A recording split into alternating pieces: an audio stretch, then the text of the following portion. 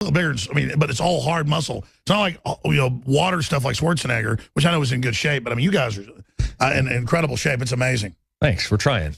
Yeah. Well, it makes me feel pretty bad. I'm jogging like 2 miles off the waist for an hour this morning. I tell you, Tim Kennedy has been our guest. Tim, the websites for folks that want to find out what you're up to, what you're doing. Sheepdogresponse.com, Tim Kennedy MMA. Everything for me is Tim Kennedy MMA on social media. You can Instagram, Twitter, Facebook. That's all on there. We're going to let you eat in 6 minutes, 10 seconds. But we're going to come back and do 5 minutes on Sheepdog Response because that's something I need to take time out and do because I'm making you go. Believe me, I used to be a good shot and good at everything. I am like a joke now. They want you dead. I've gotten really rusty, so I'm going to need to go to this. It make good video, too, seeing my ass get kicked. We'll be back. Stay with us. All right, final segment that David Knight's taking over with all the news and analysis. The Nightly News tonight, 7 o'clock. I'll be back this Sunday, 4 to 6 p.m. Central. Briefly, you want to talk about the difference between Memorial Day and Veterans Day. Then you were also put a tweet out about the millennials and like the Triggly Puffs and these socially entitled little anti-free speech hate mongers. Cover the waterfront, Tim. Oh, my gosh. Yeah, whatever this disease is right now, that you can go to college and graduate with a degree in feminism, and that you think you're going to come into the workforce and be a productive member of society, but then you're going to complain that you can't get a really good job, so you're going to vote for Bernie Sanders and think that you're going to give it. Listen, I work like 18 hours a day so I can provide for my family. That's how it's supposed to work. I fall into bed tired. So stop being entitled little bitches and go to work. Stop wasting your time figuring out what oil you're going to put in your beard if you're wearing the right plaid shirt. Do work. Go to work. Work. Go. Scoot. Man, that was beautifully said right there. Just over it. You just said it all. That is like 30 seconds on the social justice warrior because you're right. They've set up college to give you degrees that don't work, knowing you'd be mad and go join this socialist takeover. This was a plan. Yeah. And then they're going to charge you for education, and then you're going to get loans that's provided by the government, that then you're going to be paying interest to the government for the rest of your life, but you can never get a job to pay these loans back. So now you're just in the pocket of the government with a degree that's useless that you can never do anything with anyways. So, and this is Tim Kennedy's message to social justice warriors, but you don't want to kill the gays, the radical Muslims do, but they're good and you're bad. Yeah, obviously. Yeah, I'm a bigot. I'm a racist. I don't know what the problem is with this. We'll get it together eventually. Getting back into all the great things you're doing, because, I mean, it's the same way. Having 20 irons in the fire, being involved, studies show this makes you more alive, makes you have more energy. And I have energy, not as much as you. People go, man, you're weird. You care about things. Well, you're dead if you don't care. You look at these zombies walking around. I'm not a tough guy like you, but compared to these people I am, they're like soft zombies. I don't care what color they are. It's scary. It is. Look at my hands right now. I'm looking at the calluses that, like, I'm sitting there underneath the desk. I'm like pulling calluses off of my hands because we were deadlifting yesterday. That was before we went and did yoga, and that's before we went and shot, and that's before I went and did jujitsu, and then I went and shot again. That was my day yesterday. It was about 16 hours of work. And it's empowering, not enslaving. Yeah, it's kind of. So it's the animating contest of liberty. I tell you, I can't wait with some of the stuff you're going to do. A lot of it's not even macho stuff. It's how to get, organic farming, raw milk. I mean, you and Shane are going to be, I guess you're, helping us get back to the primal human. No, it's not that. Folks think of the primal human as dumb, though. That's smart, right? It's freedom. We're getting back to what freedom is. Back to freedom is primal. It's not government saying, no, you can't buy raw milk. I'd be like, go screw yourself. I'll buy whatever I want. I'm American. That's what being free means. I'm going to go shoot a gun. I'm going to go ride a motorcycle without a helmet on if I feel like it. It's not hurting anybody but me. This is my life. I'm going to do what I want. That is the idea behind what liberty means. It's not anybody else telling me what to do. So 1 minute on what I said we do. I apologize. We talked so much about 70 seconds on other topics. Sheepdog Response. I need to do it because I'll be honest. I used to be an incredible shot, and I've gotten where I'm just okay now and everything else. And I need to get into what does Sheepdog do in 60 seconds? Tim Kennedy, give us the website. Sheepdog gives you the tools that will make you the hottest person somebody ever tries to kill. Like looking at you, Alex, there are tons, there's hundreds, if not thousands of groups that want you dead. They hate every word that comes out of your mouth, and they want to shut you up, whatever that takes. So they're going to look at the most accessible, vulnerable part of your life. How do you be a hard target? You have to change your life to become a hard target, and that's what Sheepdog is.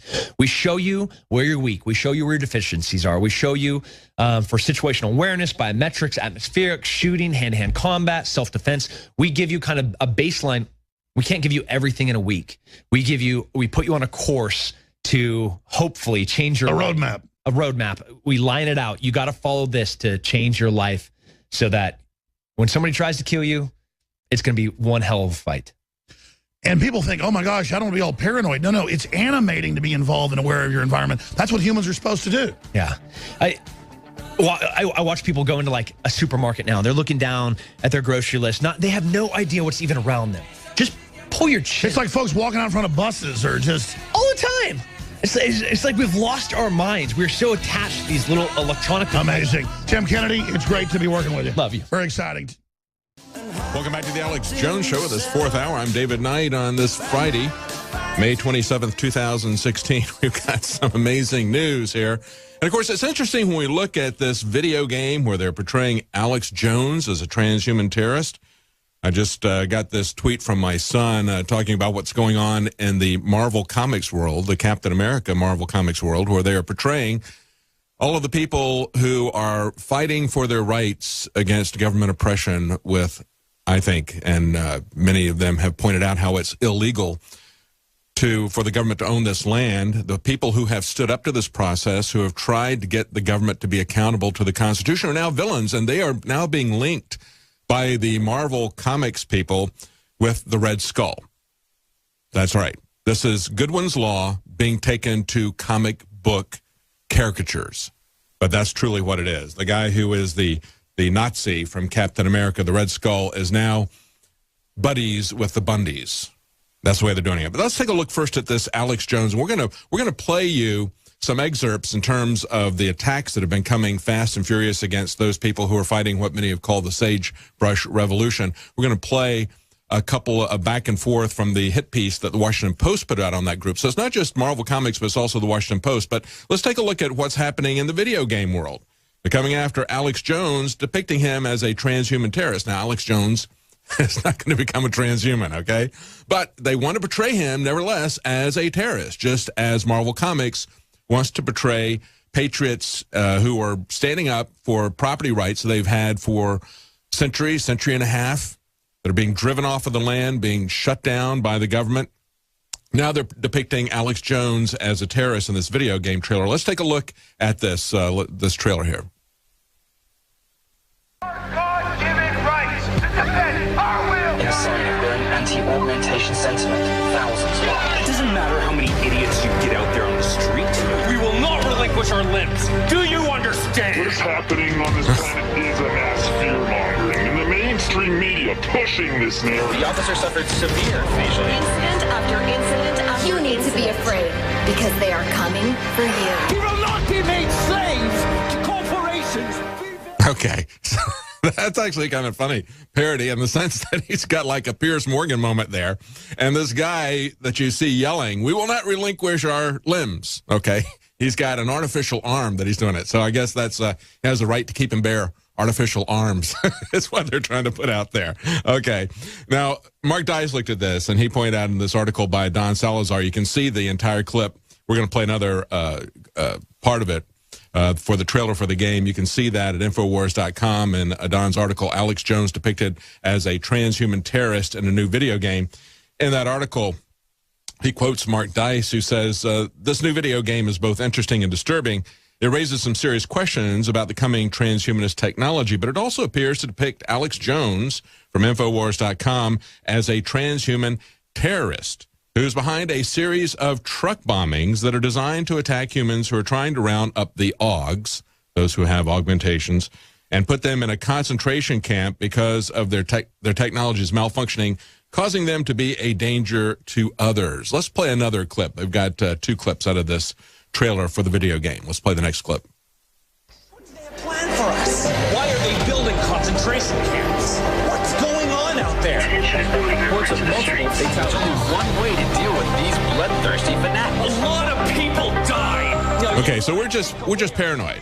You know, we're saying that, hey, as they're shutting down all of our privacy, as they're putting their hands on us at the airports, as they're looking for other ways to invade our bodies with their mandatory vaccines, as we see the rise of what appears to be drills for martial law, but even more concerning, the rise of geospatial intelligence to track us everywhere we go, to control our movements. We're just being paranoid. And as representative of that, they have a guy who looks very much like Alex. I mean, they even have the same background behind his head here that we have in the main studio. And he's got, as I point out, his Pierce Morgan moment there where he's yelling, almost said 1776 will commence again if you take our artificial limbs, right? But that's, they didn't go there, but they parodied that. Now, of course, today we've got Obama, as I think it was yesterday.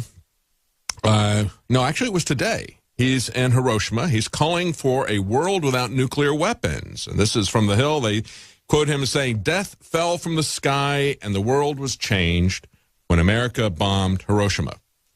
Well, you know what? Death fell from the sky and the world was changed when Pearl Harbor was bombed, too. And the bottom line is, I understand that FDR wanted that to happen. I understand there was a stand down at the upper levels, and in that sense, it was a false flag. But the Japanese really did bomb Pearl Harbor, folks. They really did. They really killed a lot of people. They did horrible things to people during the war. They were the aggressors, and we were the ones who shut that down. And so what could Obama do as we come to this Memorial Day? We remember people who fought for our country to keep it free. What could he do to come after America on his last Memorial Day as president? Well, what better thing to do than to go to Hiroshima and to rewrite history completely devoid of context and just say, we killed a lot of people here. I'm so sorry about that. Well, the Japanese killed a lot of people and they started it. They started it. Yeah, we could have stopped them if FDR would have put up some defenses or whatever, but that was their choice. They decided that they wanted to attack America.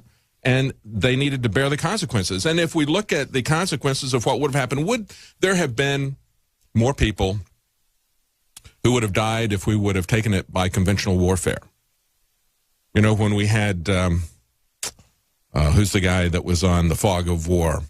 McNamara. He did a documentary with this master documentarian. He's able to get people to confess to murder, as he did in The Thin Blue Line. And he talked to Robert McNamara about his involvement in World War II and then the fact that he pushed this domino theory in Vietnam and so forth. And McNamara said, we killed more people in the Dresden bombings. It was a worse catastrophe than what happened with the nuclear weapons. And he said, if we'd lost, we would have been tried as war criminals. He wouldn't confess to being a war criminal because of Vietnam. He did confess to the fact that the Gulf of Tonkin issue was a complete fabrication, that it was a lie, that it was a false flag to get us involved in that, and that he escalated that. But when we look at what would have happened, yeah, it would have been a catastrophe. It would have been a civilian catastrophe because they would have fought to the end, I believe, and there would have been a lot of American lives lost as well. And so it has to be put into that context. Yes, do we want to try to control nuclear weapons? Of course we want to try to control nuclear weapons. But Obama, when he says we want a world without nuclear weapons, he's just playing to the liberal crowd that's in la-la land. You've squeezed that toothpaste out of the tube, unfortunately. And we can't go back to a world without nuclear weapons. We can have an America without nuclear weapons while the rest of the world has nuclear weapons, but we can't go back there.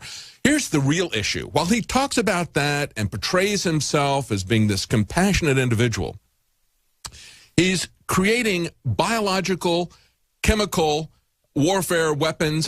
As we had pointed out on our show many times by people who are experts on this, Francis Boyle was a guest of mine earlier this week. When he was on with Alex Jones at the end of January, he said the bioweapons program that the Pentagon has is 3 times larger than the Manhattan Project was. They gave us nuclear weapons. So that's what they're creating. And then he parades around with this phony compassion saying, we want a world without nuclear weapons. What a bunch of nonsense. There's nothing behind this except to rewrite America's role in history. And that's the way USA Today headlines it. They say, first take, Hiroshima and Obama's sense of history. Obama is trying to write his own chapter in world history as a president who redefined America's role in the world. Yes, he wants to make America the villain in every case. Our free economy is a villain. Our military, when they fought back against aggression, is the villain. Okay, that was a defensive war, folks, and we were not the aggressors. We were not the villains in that. It's absolutely amazing to see Barack Obama do this. And it truly is a deliberate thing that he's doing here on Memorial Day weekend to rub America's nose in the ground.